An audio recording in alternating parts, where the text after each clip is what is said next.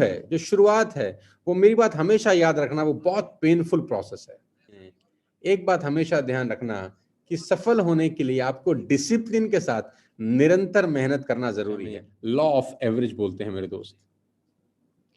हर 20 में से एक गाड़ी आपको चालान देके जाएगी कि जैसे ही 5, 7, 10 लोगों ने मना किया, हम बैरिकेड कर देते हैं अपने दिमाग के अंदर कि भाई कोई हमारे साथ ज्वाइन नहीं करेगा, कोई हमारे साथ जुड़ेगा नहीं, कोई हमारे को जुड़ नहीं रहा, हमारे को फॉलो नहीं कर रहा, stop this business immediately and back to work. क्या फर्क है एक सफल आदमी और एक असफल आदमी में?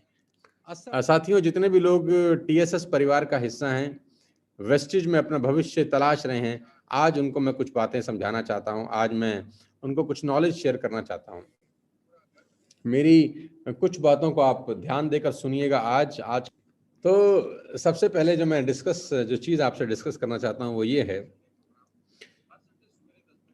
मुझसे बहुत सारे लोग अलग अलग ट्रेनिंग्स के अंदर, मुझसे बहुत सारे लोग अलग अलग सेमिनार्स के अंदर, 1-to-1 इंटरेक्शंस के अंदर, बड़े बड़े कॉरपोरेट ऑफिसेस जब मुझसे रूबरू होते हैं, मुझसे जब बात करते हैं, तो मुझसे पूछते हैं कि वो ऐसी क्या एक चीज़ है जिसको कोई भी इंसान अगर अपना ले तो वो सफल हो सकता है।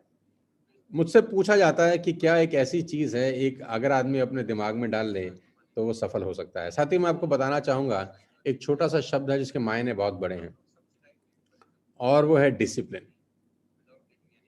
जी हाँ, मैं रिपीट करता हूँ कि अगर आप ज़िंदगी में सफल होना चाहते हैं तो एक काम आपको सबसे पहले करना होगा, शुरुआत कहीं से तो करनी होगी, कहीं से तो शुरुआत करनी होगी, और उसको बोलते हैं डिसिप्लिन। कोई एक चीज़ ऐसी करें जो आप बार-बार करें अगले 3 महीने तक। एक चीज़ जिसको बोलते हैं डिसिप्लिन। क्यों बहुत सारे लोग आउट ऑफ फोकस हो जाते हैं? क्यों बहुत सारे लोग 10 दिन जिम जाने के बाद जिम जाना बंद कर देते हैं?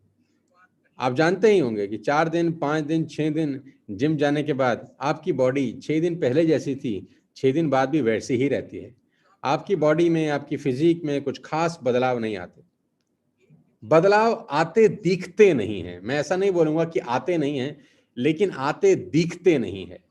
तो हम लोग बहुत शॉर्ट साइटेडनेस के साथ इस बिज़नेस को करते हैं। हम जब-जब किसी को अपना बिज़नेस ऑफ़र करते हैं, हम जब-जब किसी को अपने प्रोडक्ट्स रिकमेंड करते हैं, शुरुआती दौर जब हमारा होता है, जब हम शुरुआत में इस बिज़नेस को कर रहे होते हैं, तो जो शुरू है, जो शुरुआत है, वो मेरी बात हमेशा याद रखना, वो बहुत पेनफुल प्रोसेस है। शुरुआत हमेशा बहुत कठिन होती है।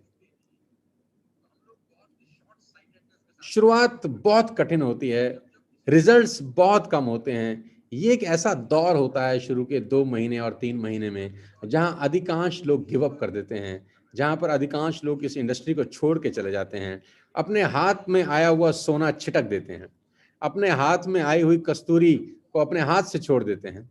मैं आपको बताना चाहूँगा, पहले 3 महीने, पहले 4 महीने, एक बात हमेशा ध्यान रखना कि सफल होने के लिए आपको डिसिप्लिन के साथ निरंतर मेहनत करना ज़रूरी है। निरंतर, कंटिन्यूअस।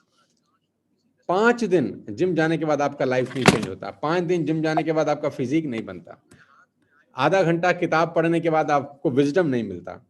लेकिन अगर यही चीज़ें आप बार-बार करें, लगातार करें और करते ही रहें, तो खेल बहुत बड़ा हो जाता है।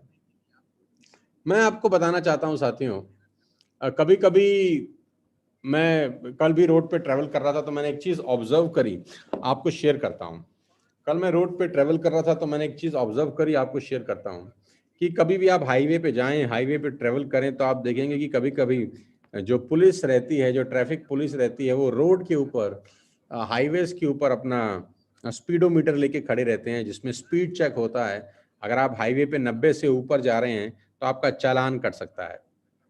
1-2 बार मुझसे भी गलती हुआ है, मेरा भी चालान कटा है, क्योंकि हाईवे पे गाड़ी कब 90 से ऊपर निकल जाती है, पता भी नहीं चलता। आपने देखा होगा कि वो पुलिस वाले अपनी जीप को बिल्कुल रोड के ऊपर ही खड़े रखते हैं। वो व्हाइट कलर का उनका एक जीप रहता है, उस पे स्पीडोमीटर लगा रहता है। अगर आप 90 से ऊपर है तो आपका चालान कट जाएगा। आपने ये नोट किया होगा और कुछ लोगों का शायद कटा भी होगा। तो अब इसमें सीखने की क्या चीज़ है और क्या चीज़ मुझे इसमें बड़ी इंस्पायरिंग करती है, मुझे बड़ा इसमें क्या चीज़ सबसे अच्छी लगती है? इसमें सबसे अच्छी चीज़ मुझे ये लगती है कि अगर पुलिस वाले उस जीप को पूरा दिन खड़े रखें, पूरा दिन अगर वो खड़े रखें, तो मेरा ये मानना है कि हर 20 में से एक व्हीकल का वो चालान काट देंगे। हर 30 में से एक व्हीकल का चालान कटेगा ही कटेगा। ऐसा पॉसिबल ही नहीं है कि पुलिस की जीप पूरे दिन खड़ी रहे और कोई भी आदमी 90 से ऊपर क्रॉस ना करे। This is next to impossible. ऐसा हो सकता है कि पुलिस वाले 9 बजे जीप लगा के बैठे, अपना स्पीडोमीटर लगा के बैठे और रात को 9 बजे तक वो एक भी चालान काटे वापस आ जाएं। क्या ये पॉसिबल है? तो मेरा मानना है no, this is next to impossible.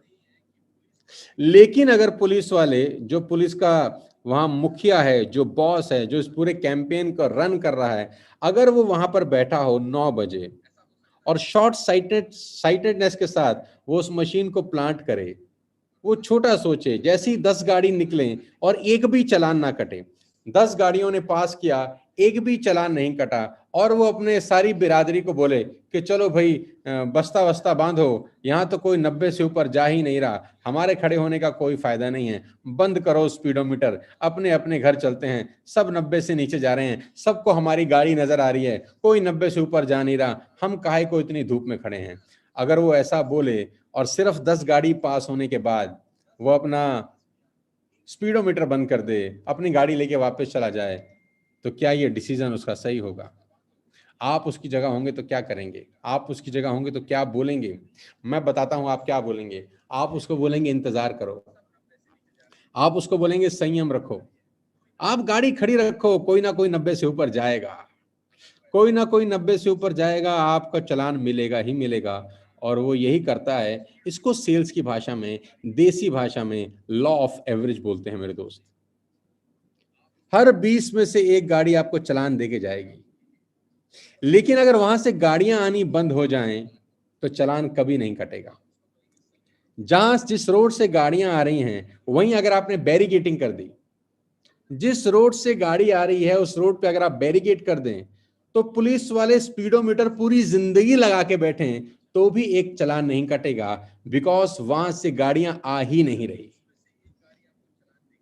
यही होता है नेटवर्क मार्केटिंग के अंदर कि जैसे ही 5, 7, 10 लोगों ने मना किया, हम बैरिकेड कर देते हैं अपने दिमाग के अंदर कि भाई कोई हमारे साथ ज्वाइन नहीं करेगा, कोई हमारे साथ जुड़ेगा नहीं, कोई हमारे को जुड़ नहीं रहा, हमारे को फॉलो नहीं कर रहा, stop this business immediately and back to work. अपने अपने कामों में लग जाओ, अपने अपने घर चले जाओ, क्योंकि कुछ नहीं हो रहा।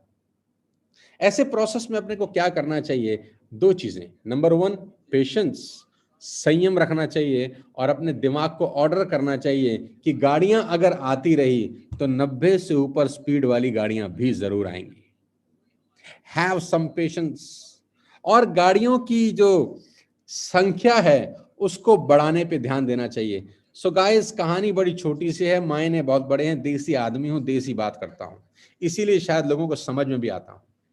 आपका एक ही काम है, गाड़ियों की सप्लाई बढ़ा दीजिए, गाड़ियों की सप्लाई बढ़ा दीजिए, ज्यादा लोगों से बात करिए।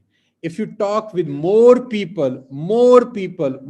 People, the chances are very high. ज्यादा चांस हो जाते हैं आपके साथ लोगों को जुड़ने में। क्या फर्क है एक सफल आदमी और एक असफल आदमी में? असफल आदमी 5, 7, 8, 10 लोगों के बाद इस बिजनेस को बंद कर देता है। असफल आदमी 5, 7, 10, 15 लोगों को दिखाने के बाद इस बिजनेस को बंद कर देता है, छोड़ देता है। और सफल आदमी तब तक नहीं छोड़ता जब तक वो चालान काटना ना शुरू कर दे। मेरी पहली लेसन, मेरी पहली लर्निंग आप सबको फिर ये है कि नेटवर्क मार्केटिंग और सेल्स लॉ ऑफ एवरेज पे चलता है। If you show your product to 10, 12 people you will get one.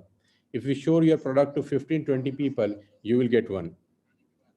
आपको एक व्यक्ति मिलेगा ही मिलेगा अगर आप 10 से 15 लोगों के साथ इस बिजनेस को डिस्कस करें। सो उम्मीद करता हूं कि ये छोटी सी लर्निंग आपको ध्यान आएगी और आप ध्यान में रखेंगे कि कीप सप्लाइंग।